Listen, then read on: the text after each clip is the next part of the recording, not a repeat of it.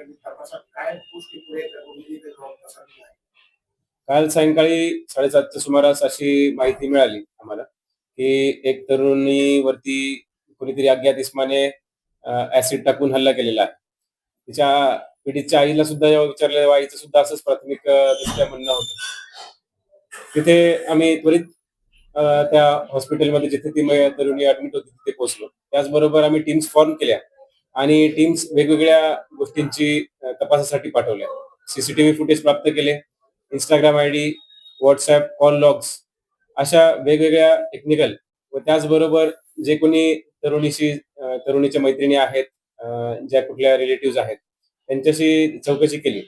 त्या दरम्यान असं आढळून आलं, की जे काही स्टेटमेंट्स त्या पीडितेने आधी दिल्या होत्या, त्यामध्ये काही कॉन्ट्राडिक्शन्स आढळून आले आणि त्याच अन्वये पुढे विचारपूस केल्यान्वये जी पीडित आहे, तिने ई-साक्ष्यमध्ये व्हिडिओ रेकॉर्डिंग करत आमचे जे काही निर्भया पथकाच्या पी-एस-आय रावण मॅडम आहेत, त्यांच्या समक्ष व पीडिताच्या आईच्या समक्ष आणि डॉक्टर यांच्या समक्ष असं सांगितलं, की त्या तरुणीने आपल्या डोक्यावरती ॲसिड जे काही टॉयलेटमध्ये वापरण्यासाठी ॲसिड जे मिळते ₹60 1 लिटर असं ते वर्णन असते. असं वर्णनाचं ॲसिड तिने आपल्या राइट साइड ऑफ द फेसला पोर केलं होतं आणि तसंच घटनास्थळाचा अभ्यास केल्यावरती असंच काहीतरी दिसून आलं आहे. पुढे तपास चालू आहे.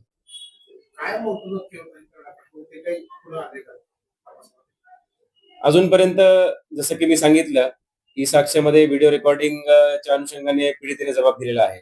त्यामध्ये तिचं असं म्हणणं आहे, की ती ॲक्चुअली लिव्हर पेशंट आहे.